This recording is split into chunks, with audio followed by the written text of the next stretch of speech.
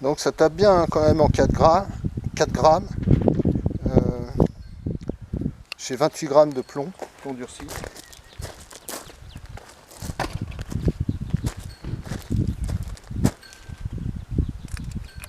Ça fonctionne impeccable, hein, c'est vraiment super. J'ai plus de recul qu'avec mon superposé habituel, Renato Baldi.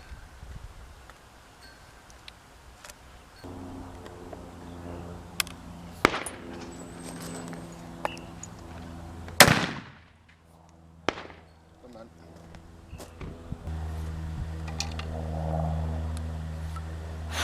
La fume.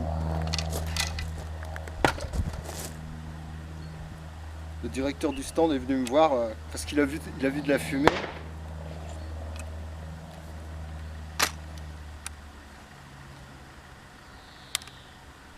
Il était étonné un petit peu de la fumée qui sortait.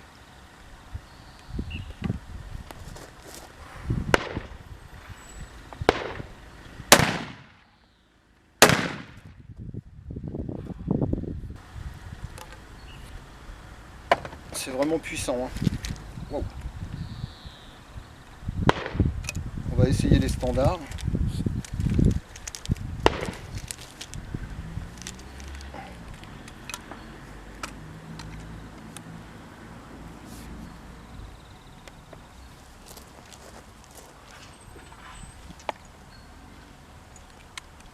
Ah, si j'arme pas les chiens, je risque pas de faire grand chose.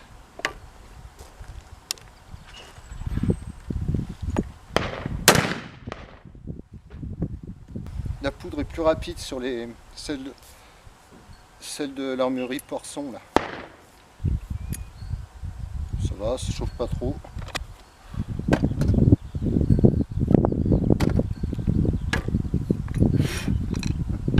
On va essayer un A.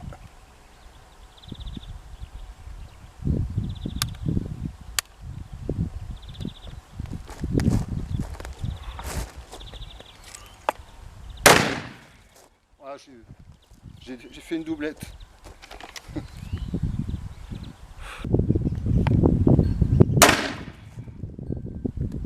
Tirer les deux en même temps.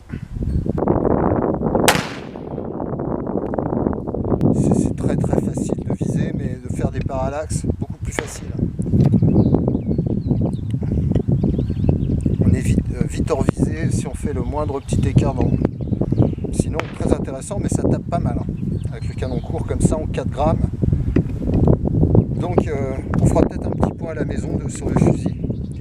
Vous montrer un peu l'esthétique, tout ce que j'ai fait dessus.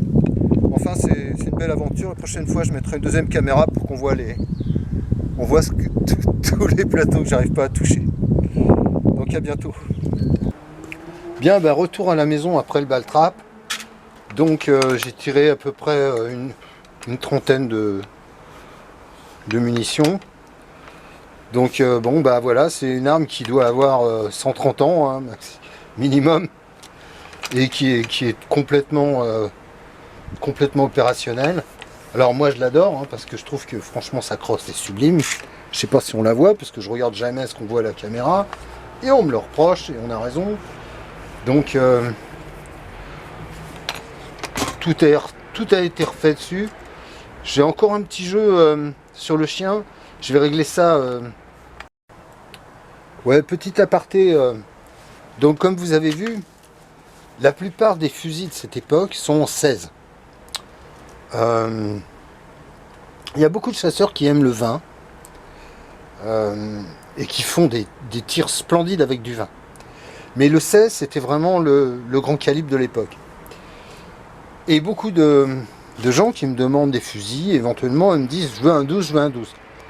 Mais, à l'expérience, au ball trap, je peux vous dire que le 16, il y a quoi? Il y a 1 millimètre en moins, c'est ça, un peu plus. Choqué, n'oublions pas qu'on est choqué, c'est un choc qui fait toute la longueur du canon, comme je l'ai déjà expliqué, qui commence à 7 cm de la sortie de chambre, en gros, qui fait toute la longueur. Là, on est à 16,5 en sortie de canon. Donc on a un groupement qui est extraordinaire. Bon là c'est un canon très court hein, quand même. Donc la distance de la gerbe va quand même pas être extraordinaire. Par contre le groupement oui. Même si c'est un lien entre les deux. Donc le 16, peut-être que je l'ai un peu trop chargé, j'aurais dû faire 3,8 de poudre noire. Franchement ça tape, ça tape fort. Hein. Je peux vous dire qu'il n'y a aucun problème, vous faites tomber ce que vous voulez, même des sangliers avec. Il faut arrêter les conneries. À mon avis, on peut sans problème tirer des balles, poudre noire, sous-calibré avec, il n'y a aucun souci. Bon, maintenant c'est un coach gun, hein. Il faudrait mieux être plutôt en 65, 60. Là, on est vraiment très court au niveau du canon. Mais déjà, des cartouches de 16, on en trouve. Vous voyez, j'en ai chargé une trentaine ce matin. Mais très sincèrement, les 16, c'est magnifique. Hein. Ben oui, c'est un calibre un tout petit peu plus petit en diamètre. Mais franchement, ça tape vraiment fort. Hein. Donc juste une petite, une petite aparté par rapport à ça. Très sincèrement, c'est un calibre magnifique. Et puis, vous trouverez plus facilement des 16 que des 12.